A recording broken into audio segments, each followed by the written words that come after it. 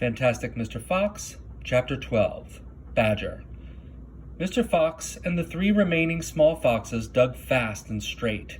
They were all too excited now to feel tired or hungry.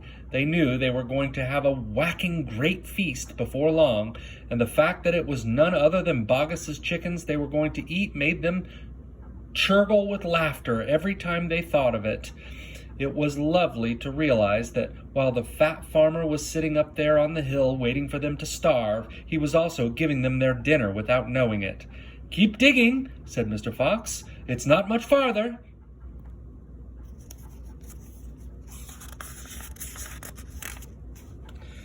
All of a sudden, a deep voice above their heads said, "Who goes there?" The foxes jumped.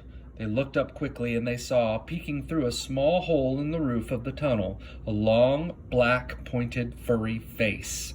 "Badger!" cried Mr. Fox. "Foxy!" cried Badger. "My goodness me, I'm glad I've found someone at last. I've been digging around in circles for 3 days and nights, and I haven't the foggiest idea where I am." Badger made the hole in the ceiling bigger and dropped down beside the foxes. A small badger, his son, dropped down after him. "Haven't you heard what's happening up on the hill?" Badger said excitedly. "It's chaos! Half the wood has disappeared, and there are men with guns all over the countryside.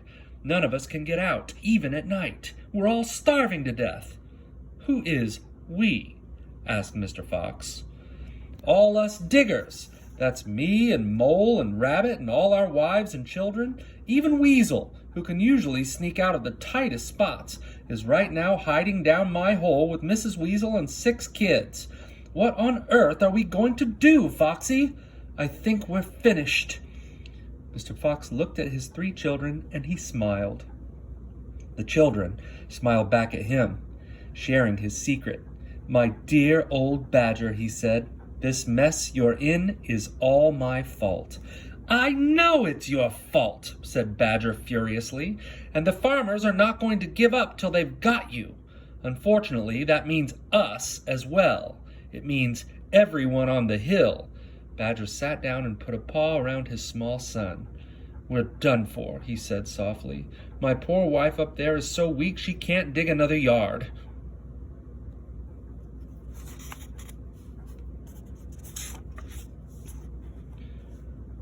"Nor can mine," said Mr. Fox, "and yet at this very moment she is preparing for me and my children the most delicious feast of plump, juicy chickens." "Stop!" cried Badger. "Don't tease me. I can't stand it." "It's true," cried the small foxes. "Dad's not teasing. We've got chickens galore." "And because everything is entirely my fault," said Mr. Fox, "I invite you to share the feast. I invite everyone to share it.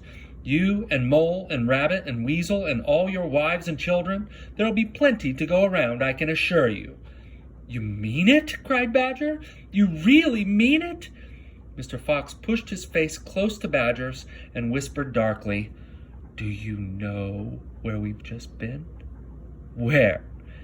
"Right inside Boggis's chicken house number 1. "No!" "Yes, but that is nothing to where we are going now. You have come just at the right moment, my dear Badger.